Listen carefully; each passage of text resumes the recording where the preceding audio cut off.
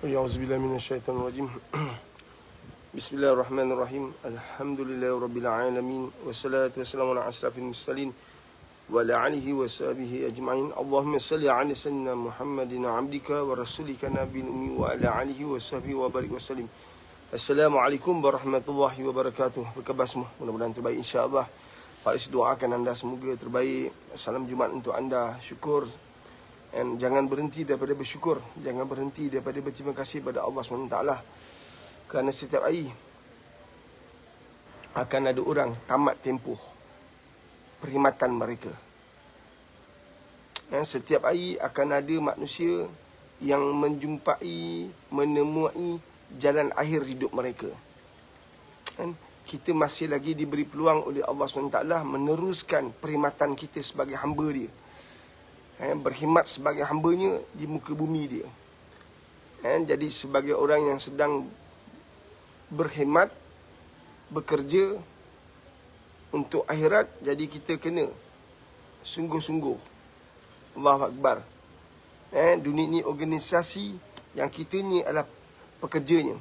Maka manfaatkan peluang bekerja sebelum disarakan daripada dunia ni. Allahu Akbar. Jadi Pak Ris doakan anda semua semoga diberi subhanallah hidayah, diberi kefahaman, subhanallah, agar kita manfaatkan setiap hari yang kita jumpa dengan amalan yang baik, dengan amalan yang boleh buat kita lebih dekat dengan Allah SWT, yang meninggalkan segala kemaksiatan. Kita tahu itu maksiat, kita tahu itu salah, kita tahu itu tak benar. Tapi sayang sekali tak ramai orang diberi hidayah oleh Allah untuk meninggalkan kemaksiatan tersebut, meninggalkan kekotoran, meninggalkan segala kedakian, meninggalkan kerosakan iman. Allahu Akbar. Mudah-mudahan kita terpilih sahabat-sahabat. Allah pandang kita, Allah muliakan kita. Kalau manusia tak pandang kita, jangan nangis. Kalau ada suami anda yang sekian lama bersama dengan anda tiba-tiba tinggalkan anda, anda kena faham Allah sedang membantu anda untuk berada di sebuah tempat yang jauh lebih baik. Kalau anda tak buat apa-apa kesilapan, tak buat apa-apa kerosakan, tiba-tiba suami anda ada perempuan lain contohnya. Atau begitulah sebaliknya, isteri ada affair dengan jantan lain. Memang semua orang akan sedih, semua orang akan rasa terkilan, akan ada rasa berat hati kita kan, dada sakit ni, fikirkan. Tapi tuan-tuan, sahabat-sahabat, kan, ujian yang Allah kirimkan tu sesuai dengan keupayaan anda. Tapi oleh kerana kita tak kenal diri kita, kita tak pernah belajar untuk kenal diri, apatah lagi nak kenal pencipta kita, maka kita rasa bahawa ujian ini berat bagi kita. Kita terbeban dengan ujian ini, kita terbeban dengan masalah ni. Hakikatnya Allah sedang panggil kita untuk datang dekat dengan dia. Hakikatnya Allah sedang panggil kita untuk bertemu dengan dia. Allah nak dengar suara kita, merayu-rayu kepada dia. Allah nak dengar doa-doa kita. Apa yang kamu nak daripada aku, Allah kata. Subhanallah. Nampak? Kan? Allah sedang meletakkan kita di tempat yang baik kalau kamu berfikir cara baik. Kalau kamu memandang setiap ujian itu dengan pandangan yang baik. Allahu Akbar. Allah tu maha baik. Yang hantar musibah tu Allah. Yang hantar kesakitan tu Allah. Yang menghantar kejatuhan tu Allah. Tapi Allah tu maha baik. Maka pandanglah setiap kejatuhan, kesusahan, kesulitan, kesakitan, kehilangan itu dengan pandangan yang baik. Kamu akan dapat yang baik. Percayalah. And, subhanallah. Sebab tu Allah bagi kamu dua telinga. Berapa ramai daripada kita dengar benda yang buruk, tapi tak mahu gunakan sebelah lagi telinga untuk dengar yang baik. Dengar yang buruk, terus percaya. Dengar kabar daripada orang, terus yakini. Allahu Akbar. Subhanallah. And hari ini berzaman. Sebab tu kita mohon pada Allah untuk semakin hari semakin kita merasai kenikmatan beribadah, bukan kenikmatan dalam bermaksiat. Subhanallah. Kita tengok tak kurang sikit, tak sikit. Dan banyak tuan-tuan manusia yang gunakan platform apa yang saya sedang manfaatkan sekarang untuk cerita hal orang, untuk aibkan orang, untuk bongkar kisah-kisah orang. Allahu Akbar. Kalau mereka tahulah bagaimana keadaan alam barzah, mereka takkan mahu cerita hal orang. Mereka akan sibukkan diri mereka untuk bahagian mereka, bukan fikir bahagian orang. Nak dakwah, ada cara. Bukan aibkan orang. Konon-konon nak selamatkan negara ni. Jangan sampai aibkan orang. Jangan sampai kita bongkar kisah hidup orang. Yang kamu cerita tu semalam. Kamu tahu tak malam tadi mungkin dia dah bertaubat. Dia tak buat lagi. Hari ini contohnya, Allahu Akbar. Jangan kita terperangkap, kan, sahabat-sahabat, dengan apa yang kita percaya. Tapi hiduplah dengan apa yang telah Allah nyatakan dalam Al-Quran, apa yang Nabi nyatakan dalam hadis Nabi. Subhanallah. Sebab tu kita kena belajar, kan, untuk belajar agar kita menjadi manusia yang reda, tenang, sabar.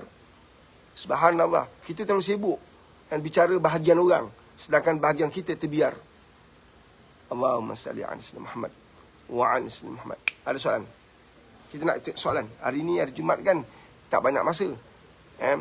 Subhanallah. Jadi kita nak anda kongsikan soalan untuk kita bicarakan, untuk kita sharing, untuk kita bagi pencerahan, insya-Allah. Kan, sebab saya tak mungkin kan live kita ni lama, kan, insya-Allah. Kan, jadi sibukkan diri kita dengan bahagian kita, bukan bahagian orang. Rezeki kita ni pun tak cukup kita nak bersyukur. Kita kacau rezeki orang. Apa hal kita bicara rezeki orang? Kenapa? Kita sibuk-sibuk tentang rezeki orang pasal apa? Nampak tak? Kita bicara tentang rezeki kita, kan? Berapa banyak syukur yang telah kita terjemahkan dalam hidup kita. Ungkapan terima kasih Alhamdulillah yang kita lontarkan, yang kita utarakan kepada Allah SWT. Ini sibuk bicara tentang rezeki orang. Kau tahu tak? Dia tu tak sepatutnya duduk tempat atas tu. Nampak? Bila kita bercakap macam tu pula, kita dah penuh dengan hasad. Kita dah penuh dengan kedengkian. Allahu Akbar. Dia ni tak tahu macam mana boleh terpilih. Doalah semoga dia, kalau kamu rasa yang duduk ke atas tu yang penuh dengan maksiat, doa hidayah untuk dia. Bukan doa kehancuran untuk dia. Mana ada manusia yang tak buat dosa? Mana ada manusia yang tak buat silap? Mana ada manusia yang tak buat kesilapan, Dan kita manusia yang penuh dengan kesilapan. Kamu tuan guru ke, kamu ulama ke, kamu syekh ke, dan kamu ustaz ke. Dan semua orang buat silap, semua orang buat salah. Dan kita ada bahagian kita masing-masing. Kita ada darjah kesilapan kita yang berbeza-beza. Tapi kita buat silap. Maka kita patut banyakkan mohon kemaafan, mohon pengampunan. Banyakkan istighfar. Astaghfirullahalazim, astaghfirullahalazim. Atau kita ungkapkan penghulu segala istighfar. Allahumma anta rabbi la ilaha illa anta halaqtani. Teruskan. Kita sibukkan diri kita dengan istighfar. Kita ni banyak silap, tuan-tuan. Dah lah banyak silap, buat silap lagi. Cerita hal orang, cerita kisah orang, bongkar hidup orang, bongkar cerita lepas orang. Dia kata dia kata dia kata dia. Dua-dua habis rugi. Rugi iman. Sebab perkara macam tu Nabi tak pernah buat. Jadi kenapa kita buat? Allahu Akbar. Ada? Kita nak soalan-soalan. Allahumma salli ala sayyidina Muhammad wa ala sayyidina Muhammad. Terima kasih. Waalaikumsalam warahmatullahi wabarakatuh. Yang bagi salam, mudah-mudahan anda semua dirahmati, diberkati Allah SWT. Salam Jumaat untuk anda semua. Mudah-mudahan Jumaat ini Jumaat yang penuh keberkatan untuk anda. Jumaat yang penuh kebahagiaan untuk anda semua. Andainya Allah sedang uji anda, baris doakan anda diberi kekuatan, diberi kesabaran, ketabahan untuk menempuh 1001 kesusahan, ujian. Hidup ni tak lama, tuan-tuan, sekejap je. Dan sedangkan hakikatnya, Allahu Akbar, akhirat kekal abadi. Dunia yang sebentar ini jangan ditangisi. Dunia yang sangat sebentar ini jangan diisi dengan perkara-perkara yang merugikan. Allahu Akbar. Dunia yang sebentar ini, tuan-tuan, untuk kita manfaatkan agar kita dapat sesuatu yang benar-benar bermanfaat di akhirat besok. Manfaatkan usia kita, manfaatkan sihat kita, manfaatkan ketika kita masih hidup ni, tuan-tuan, untuk mencari sebanyak mungkin kebaikan, mencari kasih sayang Allah, mencari reda Allah, mencari mardatilah Allah. Sebarkan kebaikan. Bukan kita seorang je nak yang baik, kita sebarkan yang baik, tuan-tuan. Kan? Kalau anda dalam live ini ada keazaman, ada matlamat, ada keinginan, ada kemahuan untuk sebarkan kebaikan, bayangkan betapa untungnya kita semua. Allahu Akbar. Tanam azam untuk sebarkan kebaikan, bukan sebarkan keaiban orang, bukan sebarkan keburukan orang, bukan sebarkan kelemahan orang, tapi sebarkan kebaikan, Sebarkan sesuatu yang boleh memberi manfaat kepada ummah. Sebarkan sesuatu yang boleh mengukuhkan lagi kedudukan Islam, khusus di negara kita. Sebarkan sesuatu yang boleh menambah nilai kehidupan orang sebagai umat Muhammad sallallahu alaihi wasallam. Sebarkan sesuatu yang baik. Kamu ada TikTok, kamu ada Facebook, kamu ada YouTube, kamu ada IG. Sebarkan sesuatu yang baik, tuan-tuan. Kalaupun kita ambil bahan orang, kan, hadis daripada orang lain share hadis, anda share balik. Allahu Akbar. Tak salah. Repost balik. Sesuatu yang baik. Ini kita repost maksiat. Kan, benda-benda yang maksiat kita repost. Benda-benda maksiat yang larak, kan, cerita hal orang, cerita aib orang, itu yang kita berebut-rebut nak kongsikan. Allahu Akbar. Soalan pertama. Daripada Noraini. Assalamualaikum Pak Aris. Macam mana kita nak hilangkan rasa jauh hati, suka kecil hati? Rohani. Rohani. Kan, hati ini rohani kecil je, tapi dia diisi dengan banyak perkara yang merugikan kita di akhirat besok. Hati kita kecil, bukan besar. Tapi specialnya hati ni dia boleh share. Hati adalah organ yang boleh kita bagi kat orang lain. Jantung tak boleh bagi kalau kamu masih hidup. Tapi hati ni kita boleh bagi. Sedikit hati kita bagi kat orang lain. Dalam pembedahan, kita ambil hati kita, doktor ambil hati kita bagi kat orang lain. Orang lain ada masalah hati, kita bagi. Macam tu hebatnya rohani dan jasmani kedudukan hati tu. Allahu Akbar. Tapi jangan salah letakkan sesuatu dalam hati kita. Kita kenal diri kita mudah terasa hati. Kita kenal diri kita mudah mengajuk. Kita kenal diri kita ni, hati kita mudah terusik. Kita kenal diri kita ni, hati kita mudah sakit hati.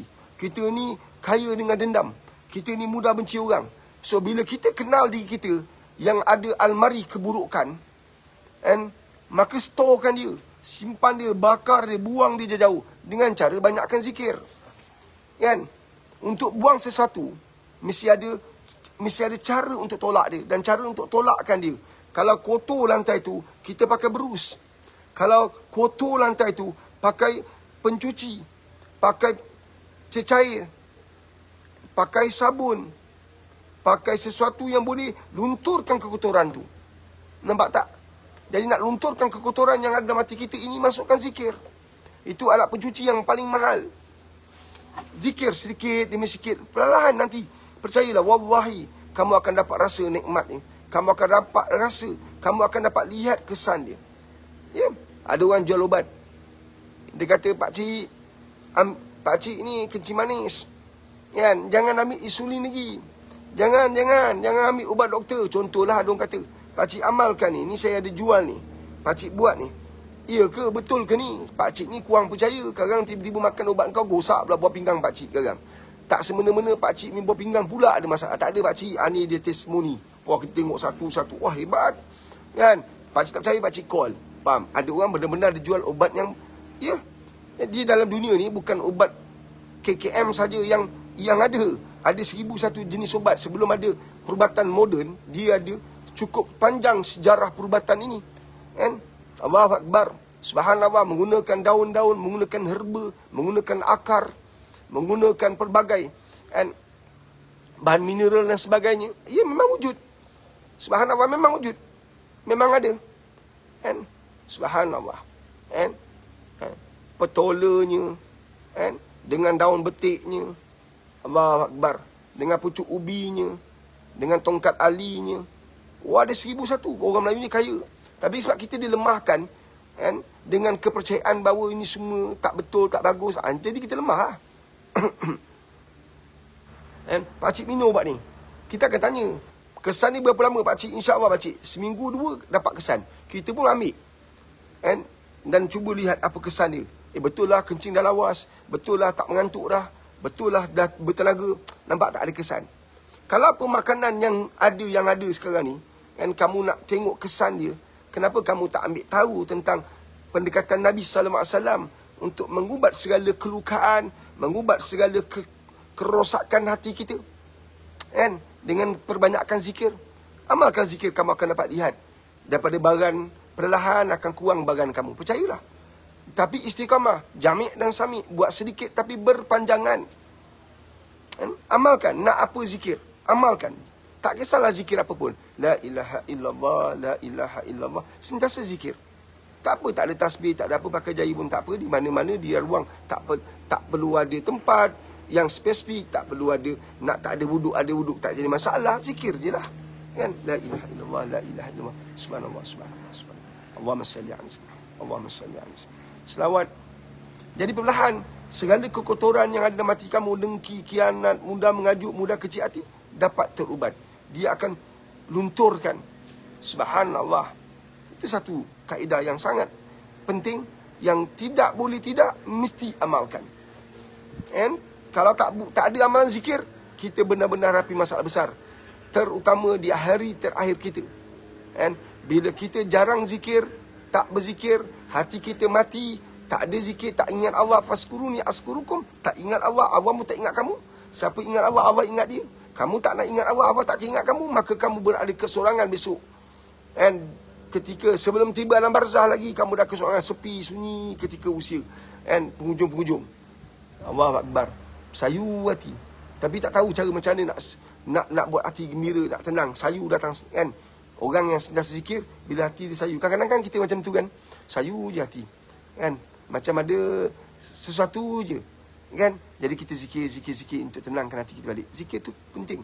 Jadi pada sahabat kita yang bertanya soalan, kan, macam mana nak buang, kan, 1001 kerosakan yang ada dalam hati kita, buang dengan gunakan pendekatan zikir, insya-Allah.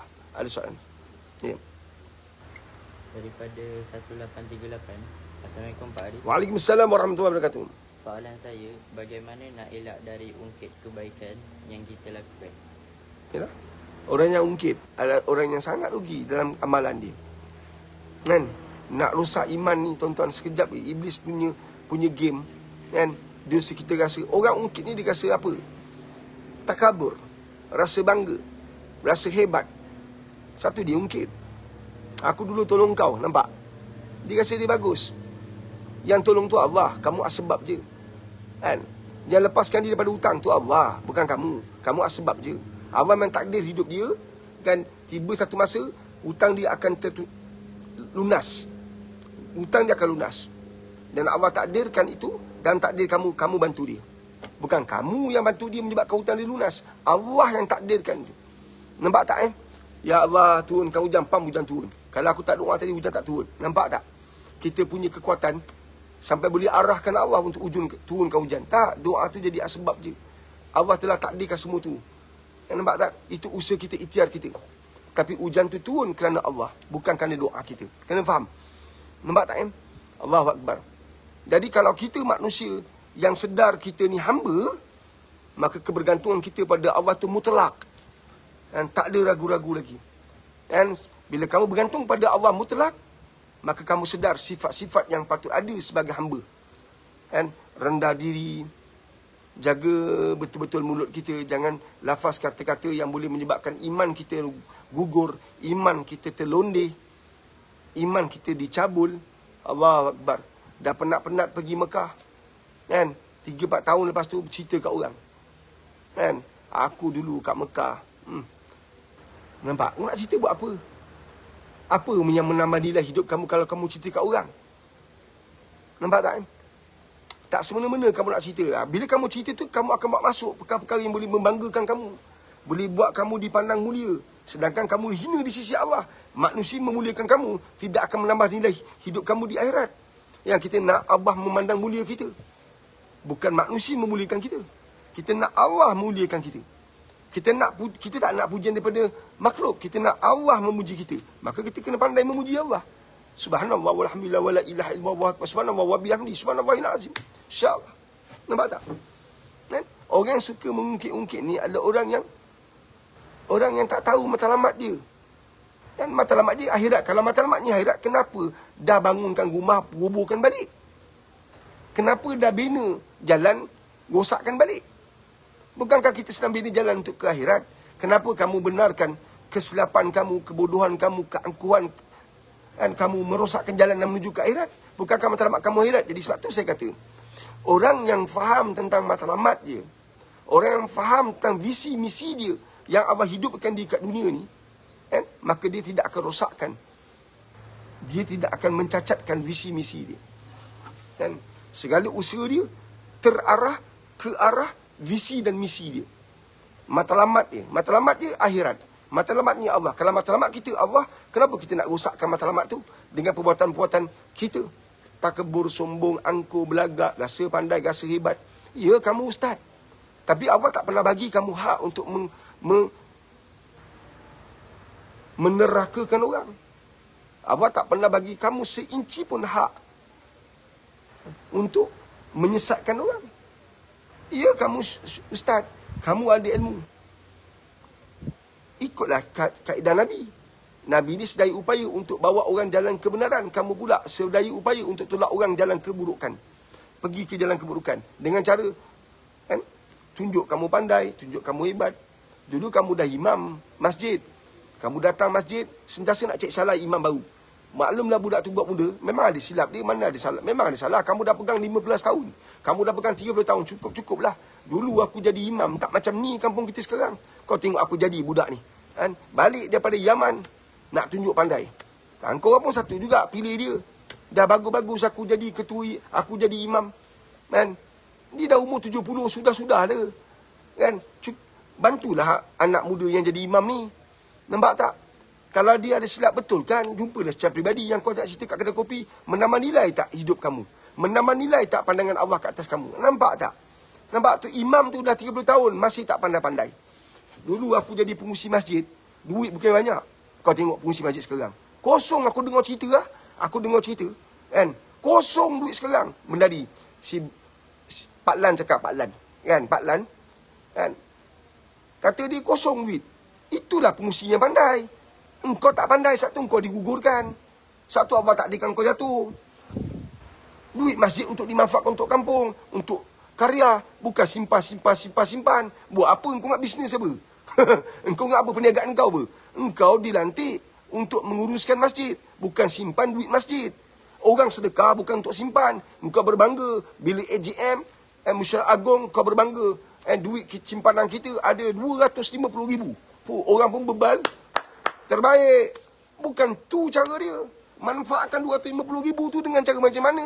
Bukan beli kipas helikopter. Bukan beli kapet. Engkau beli kapet, engkau pasang kipas helikopter. Tapi orang macam tu juga 5-6 orang subuh. Semua tu dah pencen. Tak lama lagi apa pencenkan usia dia. Nampak tak? Gunakan 10%, 20% duit tu untuk dakwah. Buat masuk ikon-ikon remaja. Supaya remaja datang masjid. Dengar ikon tersebut berkongsi. Dunia pemotoran. Dunia engineering. Budak-budak industri yang pandai robot. Kita buat program robot di masjid. Anak-anak muda kampung sebelah, kampung depan, kampung belakang, kampung bawah, semua masuk, datang. Dari situlah kita tanamkan cinta pada masjid. Supaya mereka datang masjid. Engkau cerita tentang Palestin. Orang Palestin, bom pun dia datang ke Masjid Al-Aqsa. Kan, kena tembak pun dia tetap datang. Subhanallah, kita tak ada satu peluru pun menunggu kita. Masjid tak sampai. Semayang pun tak mampu nak bangkit. Tiba-tiba nak bangkit, nak berjuang. Macam? Faham tak? Tuan-tuan jangan salah faham. Tentera Al-Qassam baru saja diwujudkan. Sebelum itu, perjuangan Palestin cukup lama. Sebelum ada Brigade Al-Qassam, mereka telah berjuang. Nampak tak? Perjuangan mereka cukup lama. Sebab matlamat jelas. Matlamat dia akhirat. Matlamat ni mempertahankan satu amanah yang Allah telah bagi melalui Nabi SAW, pertahankan Masjid Al-Aqsa. Bagi mereka wajib pertahankan. Umat Islam lain tak nak. Itu hak mereka. Kita pegang amanah, kata mereka. Nampak tak? Jadi matlamat itu kukuh. Subhanallah. Daripada Cik Puan Rin. Assalamualaikum Pak. Waalaikumsalam warahmatullahi wabarakatuh. Bagaimana kita nak tahu siapa jodoh kita yang Allah reda? Mana nak tahu tu rahsia Allah. Jodoh tu rahsia Allah. Sebab tu jadi orang yang baik. Mudah-mudahan kita dapat jodoh yang baik. Bila Allah sayang kita, Allah bagi banyak perkara-perkara yang akan buat kita dekat dengan Allah. Nampak tak? Bila kita jadi ahli keluarga Allah dengan amalan kita, Allah angkat makam kita, Allah angkat kedudukan kita, insya-Allah Allah akan hadirkan orang-orang yang Allah juga sayang. Ya, tak kurang juga orang yang Allah hadirkan ujian-ujian besar dia. Sebab Allah sedang perhatikan dia. Bagaimana dia bertindak balas dengan ujian yang Allah bagi. Ada juga wanita, orang perempuan yang soleh, yang jaga amal, zikir, belajar pondok. Tiba-tiba Allah takdirkan dapat suami yang baran. Macam mana kesolehan mereka, ilmu yang mereka ada, mampu menundukkan suami bukan dengan leteran, bukan dengan bebelan, bukan dengan teriakan suara yang kuat, bukan dengan mimik muka yang menakutkan, tapi amalan mereka buat suami dia lembut hati. Sebab amalan mereka dengan zikir dia, dengan solat tak pernah berhenti, dengan solat yang berpanjangan, dengan Quran yang sentiasa di hati. Allahu Akbar, buat suami lembut hati. Subhanallah, ini suami cakap satu, dia balas 10. Allahu Akbar, dah macam perang Palestin dah. Peluru pemandu. Abang tu macam ni, abang tu macam ni. Tak berhenti-berhenti. Faham tak? Kan? Allahu Akbar. Kan? Jadi kalau kamu nak tahu jodoh kamu siapa, dekat dengan Allah SWT. InsyaAllah. Allah hadirkan rasa dalam hati kita. InsyaAllah. Allah akan hadirkan satu perasaan dalam hati kita. Tapi kalau kamu tak ada Allah, perasaan tetap ada, tapi jatuh pada orang yang boleh rosakkan iman kamu. Kan? Jaga amal, jaga solat, jaga zikir, baca Al-Quran setiap masa.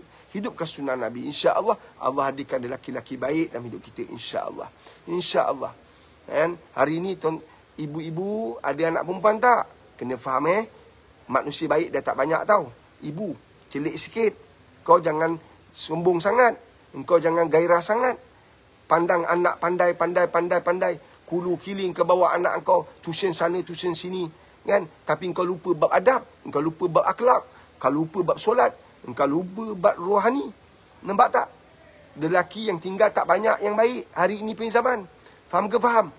10 remaja bercinta. Kajian mengatakan 8 mereka ini berzina. Allahu Akbar. Subhanallah. Subhanallah. Risau kita dibuatnya. Kita ada anak perempuan. Didik anak perempuan kita dengan agama. Kita ada 2 mata. Memandang anak di depan mata. Di belakang tak nampak. Walaupun di belakang kita je, dia tak nampak dah. Jadi, carilah Allah. Sebab pandangan Allah 24 jam. Carilah Allah. Minta perlindungan Allah. InsyaAllah Allah akan lindungi anak-anak kita. Di saat kita tak mampu lihat anak kita. Tuan-tuan, depan mata pun anak terlepas. Depan mata dalam rumah pun anak buat maksiat. Dalam mimpi pun tengok video lucah. Dalam mimpi pun tengah chatting dengan jantan. Nampak tak? Dia budak sekolah form 5 tapi bercinta dengan suami orang. Ini bukan gurau. Saya dah handle 1001 kes. Banyak kes saya handle sepanjang 28 tahun ni. Nampak tak? Dia budak form 5. Dia jatuh cinta dengan cikgu dia. Cikgu dia ni tuan-tuan, kan? Cikgu dah bagus lah. Nasihat-nasihat. Tapi cikgu tibai anak murid. Nampak tak? Cikgu dah kahwin. Ada anak 4-5 orang. Kan? Cikgu pun dah usia nak dekat 50 tahun. Dia boleh tackle budak perempuan. Anak dia sendiri pun sebaya dengan budak ni. Kan? Hampir-hampir sebaya, malah lebih tua. Nampak tak? Kan? Ikat nafsu kita. Orang yang tinggi iman dia, dia sentiasa ikat nafsu dia. Pandang perempuan memang jatuh. Kan? Jatuh syok, syahwat. Ikatlah. Dan tunduklah pandangan. Maka tunduklah nafsu kamu. InsyaAllah. Nampak tak? Dunia hari ini, manusia baik tak banyak tinggal. Sebab tu Nabi kata dalam hadis. Apa Nabi kata? Kan? Orang akan buat amalan kan, dalam keadaan terasing. Islam akan balik dalam keadaan terasing. Dulu mula-mula Islam datang, Nabi sampaikan dalam keadaan terasing. Sembunyi-sembunyi. Sampai mulut ke mulut. Pertemuan secara sulit. Pertemuan secara senyap. Kan? Tak banyak orang yang hidupkan agama. Lain semua lara. Walaupun mereka ada susur galur keturunan yang sama, tapi tidak beriman pada Allah. Hari ini apa jadi? Nama je Islam tapi tak sampai masjid. Nama je Islam tapi tak solat. Nama je Islam tapi minum arak. Nama je Islam tapi kulu kili dengan perempuan.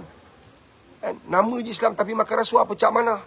Nama je Islam tapi aibkan orang, burukkan orang, caci orang, maki orang. Bergantung hidup dengan bomoh dan juga sihir. Santau sana, santau sini. Syok, sikit-sikit bomoh, sikit-sikit bomoh. Orang mengadu Allah, dia mengadu pada bomoh. Tok, nak tanya sikit tu. Ya betul lah, ada orang ketagi tuan-tuan. Tok, nak tanya sikit tu. Ni saya ni tu, kat pejabat ni. Kan? Ada satu mamat ni macam tak suka saya lah. Kan? Dia ni golongan pengurusan. Banyak ganggu saya lah tu. Kan? Cuba tengok sikit tu. Datuk pun tengok telik. Betul lah. Betul. Dia pakai jin. Betul. Dia ni ada hati buruk dengan kau ni. Kan? Tengok Datuk telik ni, dia ada hantar kau satu ni. Nampak? Dah mula. Nampak tak? Jadi kau buat macam ni. Kau buat macam ni. Kau buat macam ni. Kau pergi tanam ni. Ni Datuk bagi ni.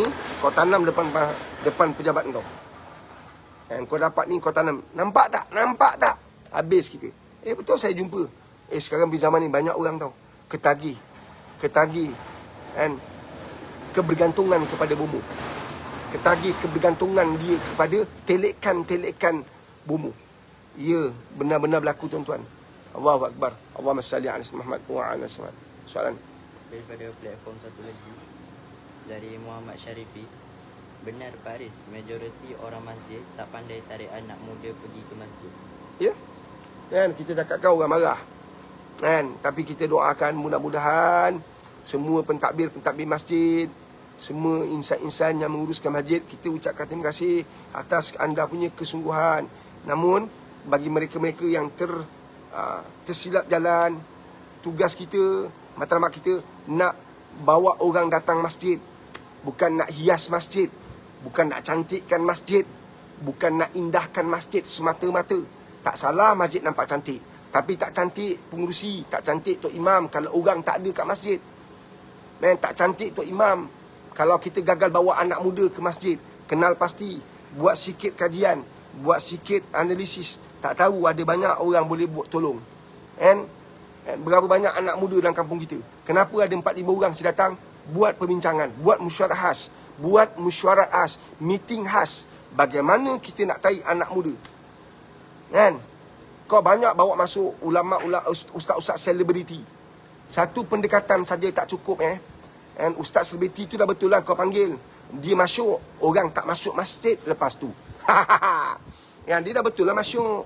Kau gunakan banyak ustaz-ustaz selebriti untuk bawa orang datang masjid. Alhamdulillah. Tapi perancangan itu tak cukup kuat. Mesti ada program-program berkala.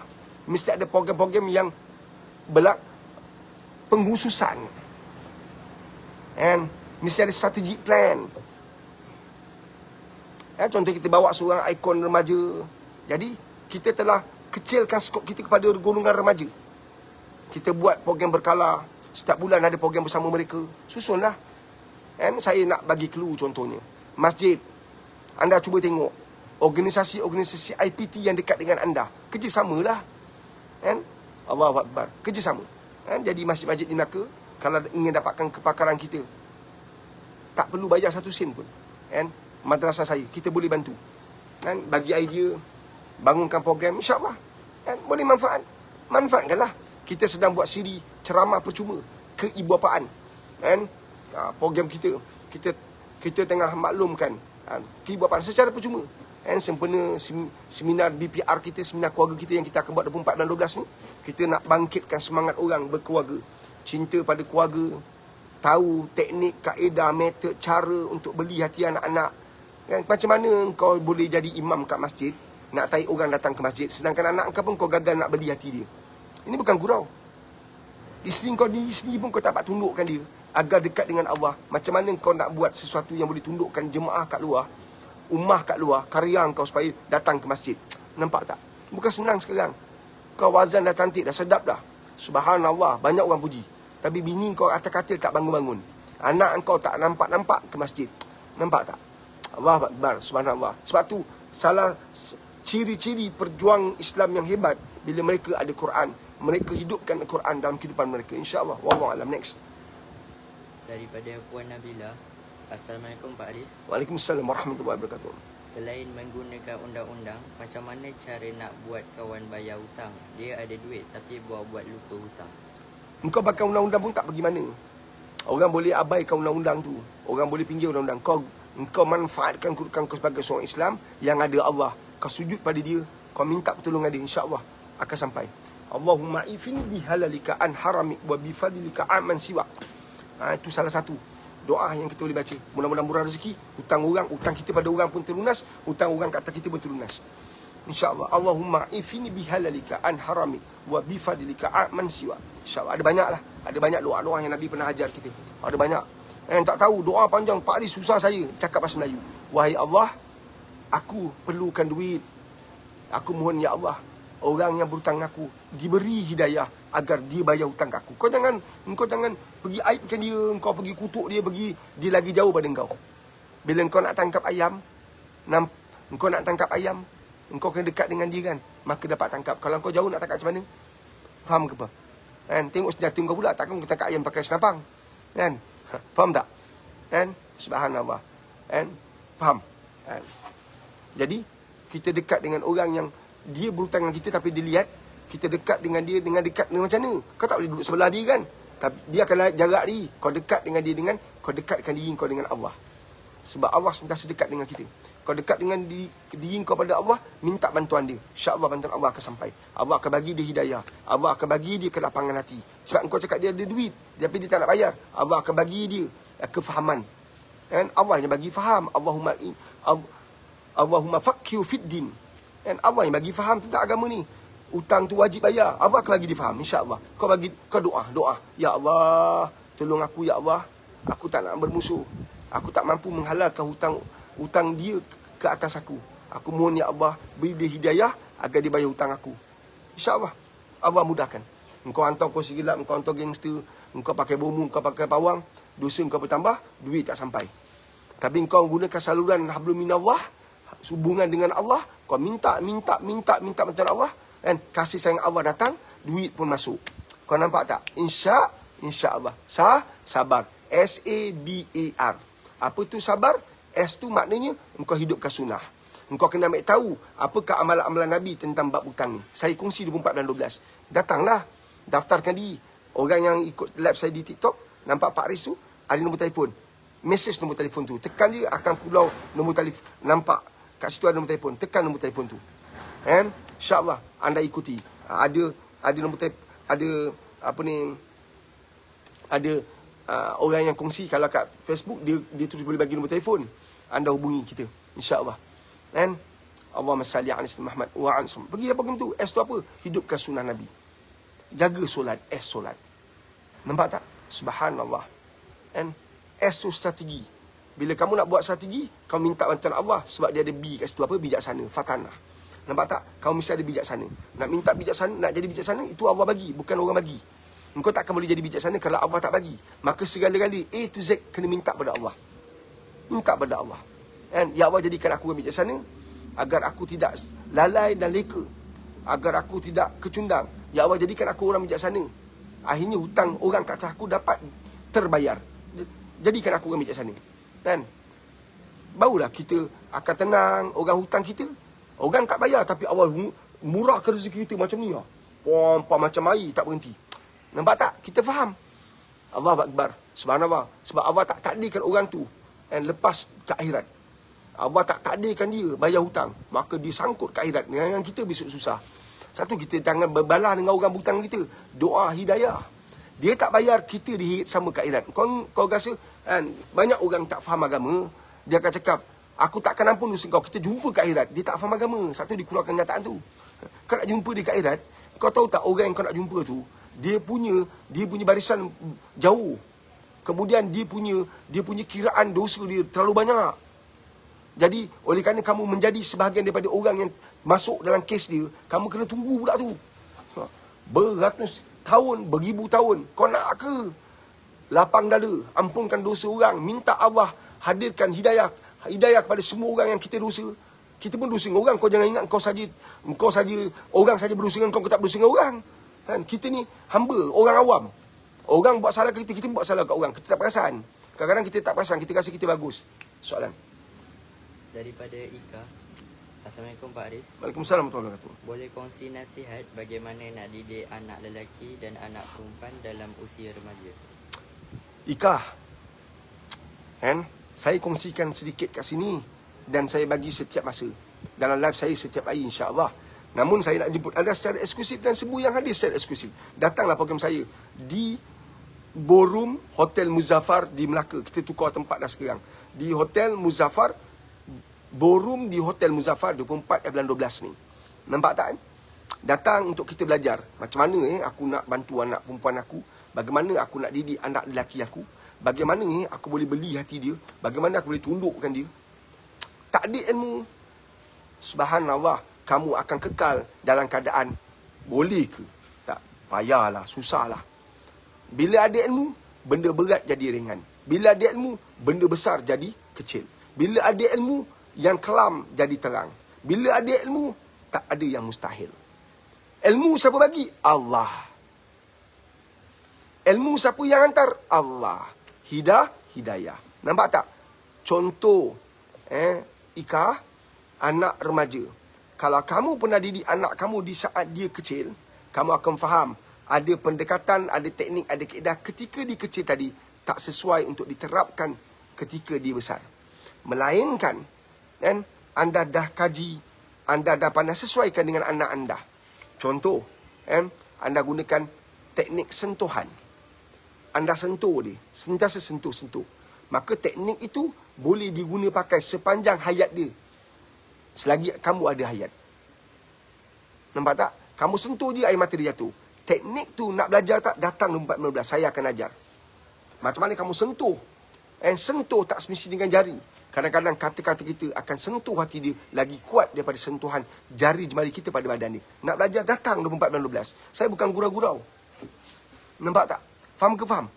Sentuhan kata-kata kita boleh menyebabkan anak tu termenung berhari-hari. Buat anak tu menangis, menitis air mata dia. Nampak tak? So, mak bapak kena jadi orang bijak. Bijaksana. Kan sabar tadi saya kata. Kan sabar, B tu bijaksana. Nampak tak? Allahu Akbar. Sebab bukan senang nak dapat R. Apa dia? Redah. Faham ke faham? Jadi, seorang ibu bapa reda dengan sikap anak. Reda dulu. Ya Allah, aku terima. Ya Allah, bagi aku kebijaksanaan. Ya Allah, bagi aku hidayah. Ya Allah, bagi aku pengetahuan. Ya Allah, bagi aku pendekatan. Bagi aku, ya Allah, cara. Mintalah. Nampak tak? Ini pun teknik. Jangan, tak ada jawapan Pak Riz. Itulah jawapan. Engkau minta pada Allah. Allah ilhamkan kau. Kau terpandang orang tu bagi didik kepada anak dia. Engkau nampak macam ni. Engkau terpandang ni. Mata saja ada 1001 perkara yang kamu dapat manfaatkan. Ya? Kamu tengok. Anak remaja tu, dia boleh peluk bapak dia. Macam mana dia buat ni? Maknanya ada orang berjaya tundukkan anak dia. Allah bagi kau mata untuk pandang sesuatu yang kau mungkin tak pernah lihat. Kau ada telinga, kau akan dengar. Ada anak panggil bapak dengan pandangan yang baik, panggilan yang baik. Dia sebut yang baik-baik. Allahu Akbar. Hebat. Mat, panggil apa ni? Akbar lah.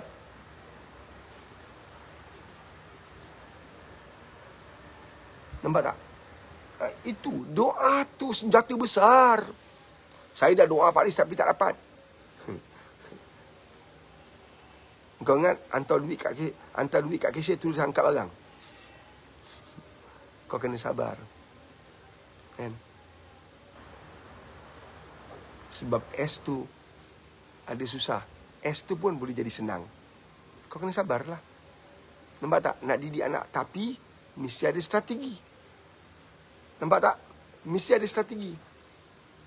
Tak ada strategi, macam mana kau nak bangunkan anak kau? Mesti ada strategi. Dan strategi kau satunya apa tadi? Doa. Nampak tak? Kau kena banyak doa. Minta bantuan Allah. Ya Allah, tolong bagi aku kebijaksanaan. Engkau bagi aku kesabaran. Engkau bagi aku ketahanan. Engkau bagi aku ketekunan. Kau bagi aku kekuatan. Kau bagi aku kepandaian. Engkau bagi aku hikmah. Sesuatu yang kau buat, ada hikmah dia. Mintalah. Dan antara formula yang saya nak kongsikan pada saat ini, anda baca surah Luqman. Anda jumpa 1001 formula dalam tu. Baca surah Luqman. Standby terjemahan. Standby terjemahan. Baca, tengok terjemahan ayat Quran ni. Baca, tengok cuman. Sebab Luqmanul Hakim terkenal dengan memberi nasihat pada anak dia. Maknanya apa? Seorang ibu apa yang bijaksana, dia sentiasa bagi nasihat pada anak dia. Baca surah Luqman supaya kamu tahu cara nak didik anak. Banyak bagi nasihat. Banyak bagi nasihat. Nak sihat, nasihat. Nak anak kamu sihat, nasihat. Dah umur 18 tahun baru kau nak bagi nasihat, dia memang reject. Daripada kecil bagi nasihat. Tetapi ada beza nasihat dan bebel. Ada beza nasihat dan bebel. Bagi nasihat. Bagi nasihat. Ha? Situ dekat. Alhamdulillah. Sudah settle datang sini. Sembunyi-sembunyi. Kan? Jangan bebel. Nasihat. Teknik lebih dalam, teknik lebih teliti, G2 24/12 saya bagi. Ya. Lepas-lepas tu nanti saya kongsi lagi. InsyaAllah. Next. Daripada Azhar Umi. Assalamualaikum Pak Aris. Assalam. Macam mana nak hadapi anak yang mudah sentap bila ditegur? Bila anak tu mudah sentap ketika dia ditegur, bermakna anak tu ada masalah hati. H-A-T-I. Sebab tu kena kenal anak ketika dia kecil. Saya pernah tengok ada satu keluarga ni kan, dia ada anak baran. Anak dia bila baran suka gigit. Paling teruk bapa ni, paling worst mak ni. Saya minta maaf, saya kurang kata worst. Cukup tak bijaksana. Dia boleh bagi anak dia gigit. Dia kata, Pak Lis, kau tak bagi nanti lagi. Dia baling-baling barang. Dia tantam. Rawat hati dia. Hati dia masalah. Hati dia ada masalah. Sebab tu dia cepat baran. Sebab tu dia cepat panas. Sebab tu dia cepat geram. Kan? Rawat hati dia. H-A-T-I. Tahu tak apa tu H-A-T-I? H tu apa? H tu apa? Tahu tak apa tu H? 24/12 jumpa. Saya bagi satu. Kan? Saya bagi satu je. Kan? I tu injection. Doktor kalau nak siapkan kita, doktor kalau nak bagi tu ubat, kan? Dia boleh bagi kita injection. Betul tak? Injection kat buntut tu. Injection kat tangan. Betul tak? Dia ada injection dalam mulut kau tak? Dalam hidung kau ada. Dalam mata kau. Dalam lubang telinga. Jadi kau nak inject ilmu, tempat yang betul. Kaedah yang betul. Gunakan senjata yang betul. Nampak tak? Maka dia akan masuk saluran yang betul. Engkau nak nasihat anak engkau, engkau nak bagi dia, engkau nak inject dia. Bila engkau nak inject dia, engkau kena inject tempat betul. Engkau kena inject pada situasi yang betul. Inject tu maknanya nasihat. Nampak tak? Ketika dia tenang, kau bagi nasihat. Dia masuk. Dia takkan sentap. Tapi ketika dia dalam keadaan emosi yang tak stabil, dia dalam keadaan yang bengang, down, kau nak nasihat, dia mudah sentap. Kenapa dia sentap? Sebab engkau tak pandai nasihat. Kenapa dia sentap? Sebab kata-kata engkau buat dia rasa down. Kata-kata engkau buat dia rasa bengang. Nak nasihat pun mesti ada ilmu, ada cara, teknik nak nasihat. Kan? Ada orang dia njut je. Kalau bos kan, dia nak njut pekerja, dia njut je. Sebab dia bos. Tapi ada bos cakap baik. Dia tahu. Cakap baik. Ini orang kalau cakap baik tak jadi. Ini orang kau cakap baik tak jadi. Ini orang kau cakap baik dia jadi. Ini orang kau puji dia letup. Dia lagi bagus. Kenallah karakter anak kita. Kalau kamu kenal karakter manusia, kamu tahu injection kamu tu kat mana. Nak gunakan jarum besar ke kecil. Nampak tak? Ada orang tak perlu pakai inject, bagi ubat dia jalan. Ada orang tipu pun jadi. Man. Kat hospital terjerit. Nurse, saya tak sakit dah. Bagi ubat dah, tidur. Bodoh ke kau ni? Kau pandai belajar tinggi-tinggi jadi nurse bodoh. Aku dah sakit, kau tak nak bagi ubat ke? Datang nurse, pakcik. Tadi kan dah bagi ubat, saya tak boleh bagi ubat berterusan. Aku tak peduli lah. Aku tengah sakit, kau bagi ubat le. Kasih aku ubat tidur. Kat dunia tau, dalam kubur, sakit tak akan berakhir.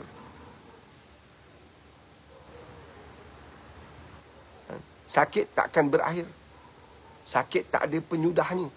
Alam barzakh dan akhirat. Faham ke faham? Faham. Jadi, apa nurse buat? Dia bijaksana. Kan? Apa dia buat? Yalah pakcik, saya bagi ubat tidur. Lepas makan tidur tau. Dia bagi Benadol je. Terus tidur amat tu. Sebab dia percaya bahawa ubat tu, ya. Jadi, kita nak kuasai orang tu, kita bijaksana. Kadang-kadang bagi air putih je. Kan? Kata ni ubat, minum gas. Allahu Akbar. Faham ke faham? Kan? Kebijaksanaan tu sangat penting untuk jadikan kita kan, boleh menguasai persekitaran kita, menguasai anak-anak kita. InsyaAllah. Kan? Jadi kalau anak cepat marah, cepat melenting, kan? Dia tengah tidur, ambil tangan kamu. Tangan ni pula, tangan yang bukan biasa-biasa. Ni bukan pegang tahi. Ni bukan tangan yang suka tunjuk orang, kata orang, menghina orang, fitnah orang. Tangan tak ada manfaat, tak ada kekuatan dia. Tapi tangan ni sentiasa zikir. Subhanallah, subhanallah, subhanallah, subhanallah, subhanallah, subhanallah, subhanallah, subhanallah, subhanallah, subhanallah, subhanallah, subhanallah, subhanallah, subhanallah, subhanallah, subhanallah, subhanallah, subhanallah, subhanallah, subhanallah. Sentiasa zikir. Kan? Tangan ni sentiasa zikir. Tangan ni angkat tangan untuk minta bantuan Allah. Jadi. Tangan ni sentiasa zikir. Letak kat kepala anak ketika dia tidur. InsyaAllah jadi. Bacalah ayat yang kamu tahu. Mintalah pada Allah. Letaklah kat dada dia. Tak tahu apa-apa pun. Baca surah Al-Fatihah. Oi, surah Al-Fatihah besar oi. Jangan kau rendah-rendahkan dia. Baca surah Al-Fatihah salah, solat kau fail. Ha. Engkau gantikan surah Al-Fatihah dengan surah paling besar. Surah-surah panjang berjela. Tak sah solat. Nampak tak? Jangan kau rendahkan surah Al-Fatihah. Ya Allah, dengan berkat surah Al-Fatihah, kau letak kat dada anak kau ketika tidur. Ya Allah. Syifa. Kan? Syifa. InsyaAllah. Faham? InsyaAllah. Next. Daripada Bunga. Assalamualaikum Pak Aris. Waalaikumsalam warahmatullahi wabarakatuh. Saya nak tanya satu soalan. Macam mana saya nak elak seorang hamba Allah yang sihir? Orang yang suka sihir ni, kan? Ada manusia hatamallahu ala qulubihim wa ala samhim wa ala absamihim insyaallah wa lahum azabun asim. Ada manusia yang Allah tutup pintu hati dia. Memang Allah dah tak pandang dia lagi. Satu, ada orang dia suka telik bomoh. Sikit-sikit sihir orang. Sikit-sikit hantar barang. Betul, memang ada. Memang ada. Tapi peliknya, solat dia buat. Dia pergi masjid, tapi bomoh tak pernah berhenti. Ada masalah kat solat dia. Solat dia ada masalah. Ada benda tak kena kan? Apatah lagi kau tak solat. Jadi kalau anda ada kawan-kawan yang suka sihir orang, sikit-sikit bomoh, tinggalkan dia. Perlahan jarakkan dia. Kalau dia dah kenakan anda, jangan balas. Sebaliknya anda buat zikir. Buat zikir sendiri, insya-Allah. Kalau tak mampu, minta tolong ahli keluarga buat zikir. Buat zikir. Anda tidur, zikir. Zikir insya-Allah. Ya Allah, dengan berkat zikir, ya Allah keluarkan sihir ni. Ya Allah, dengan berkat zikir, ya Allah engkau keluarkan segala makhluk halus yang telah menjadikan tubuh ini sebagai tempat tinggal, ya Allah. Ya Allah, pulangkan dia ke tempat asal, ya Allah. Minta insya-Allah. Zikir. Dan besar ni.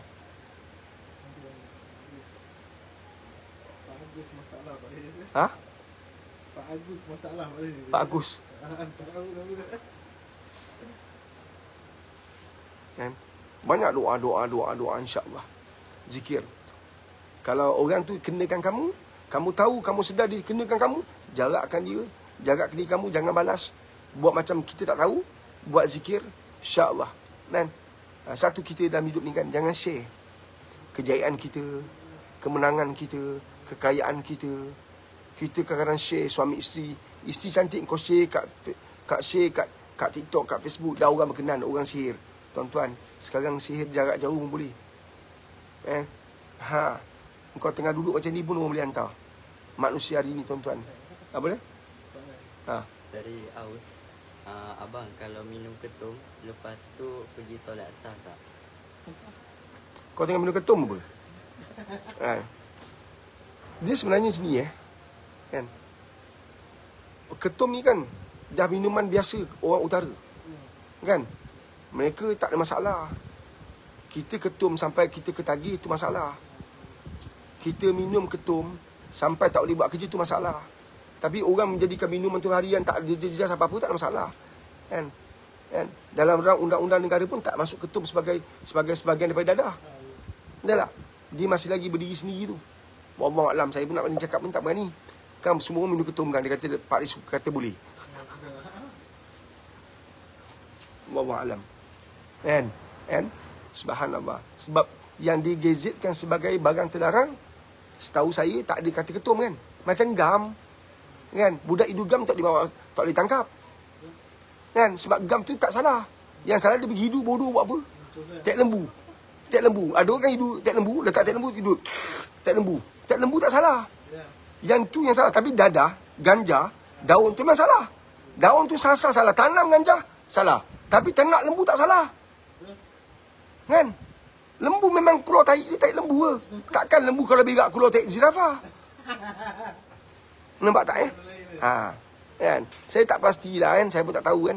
Detail-detail tanam pokok ketum salah ke tak salah. Setahu saya tak ada salah. Kan? Tak apa-apa. Kan? Wallahu a'lam, saya tak pasti cakap. Okay, next. Daripada Ika. Ya, Ika.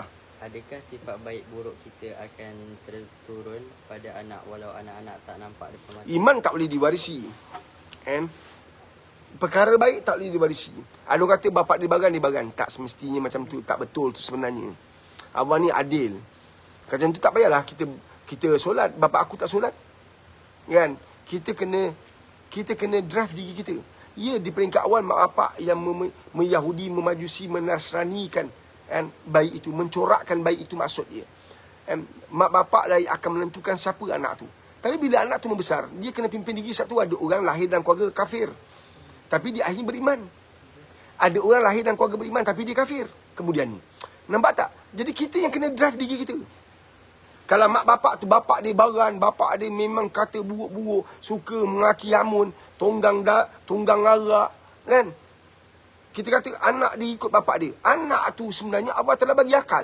Anak tu boleh fikir. Senang macam tu. Senang macam tu. Kenapa jahat? Aku datang dari keturunan Yahudi. Aku datang dari keturunan Firaun. Nampak? Kan? Subhanallah. Wallahualam. Kena drive diri kita. Kena pandu diri kita. Allahu Akbar. Soalan dia? Okey, sahabat-sahabat. And kita henti kat sini lah untuk bagi laluan kat saya. Untuk bagi masjid yang saya pergi ni, untuk solat Jumaat ni kecil. Surau dia kecil. Surau yang dinaik tarafkan sebagai masjid untuk hari Jumaat. Jadi dia kecil. And jadi dia kecil tu, kalau kau datang lambat, confirm kau tak dapat duduk depan. Apa dia? Kau senyum surau? Tak ada komen. Ha. Suara latar belakang ketawa kelakar ni. Ha. Itu ni peternak kambing. Ha. Yang tu dengar tak suara tu? Tu apa ni anak apa? Saya ada seorang pekerja nama Mutu. Nama dia Mutu Kebal. Kan? Dia uruskan kambing. Kalau kamu tengok kat Facebook, kamu masuk kat Facebook ke TikTok tu? Yang tengah promosikan kambing tu dia lah tu, Iqbal. Tapi saya tak bagi lah tengok. Kalau tengok kan takut ada orang pingsan ni.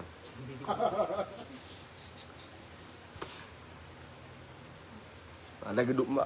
Wah, dah. Tadi panas lagi. Ibu datang tu geduk. Tak betul tak betul. Abang yang tetapkan semua ni. Okey, saya nak undur diri insya-Allah. Sahabat-sahabat yang dirahmati Allah SWT.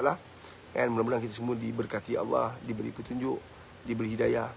Mudah-mudahan kita menjadi manusia yang terbaik di sisi dia. Mudah-mudahan kita mampu melakukan perkara yang terbaik. Hidup ni tuan-tuan, buat yang terbaik. Kerja memang banyak. Buat je. InsyaAllah Allah akan bagi ganjaran kepada kita. Allahumma salli ala Muhammad wa sallam. Asal tak gerak itu? Ha? Diorang tak kumpul me? First clip dah boleh tu. Nak solat Jumaat, kita bawa pelajar naik van pergi solat Jumaat. InsyaAllah. Tuan-tuan, terima kasih semua. Dan kita jumpa lagi. Dan insyaAllah saya nak berhentikan live ni untuk bagi laluan untuk solat Jumaat. Terima kasih. 24 bulan 12 jumpa saya di Sitis di Ballroom Muzaffar Hotel di Melaka. Kita ada program kekeluargaan, kita ada seminar keluarga. Hadir. Kita juga ada kambing, madrasah ada kambing. Kalau anda nak beli kambing untuk kekar dan sebagainya, maklumkan kepada kita. Dan selain itu dapat bantu madrasah lah, InsyaAllah.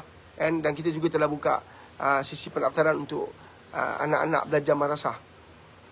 Kalau anda sedang mencari madrasah untuk tempat pembelajaran anak anda, okey, anda boleh datang untuk sistem muruga kami Isnin sehingga hari Jumaat. Kalau tak ada masa, memang ada sekatan, memang sukar nak datang pada hari macam tu, nak datang hujung minggu, datang boleh juga. Maklum pada kami. InsyaAllah, saya Pak Riz daripada Madrasah Tahfiz Al-Quran Baitul Arabiah undur diri. Jaga diri baik, buat yang terbaik. Sebab kita kuntum khairul ummah, umat yang terbaik. Bye.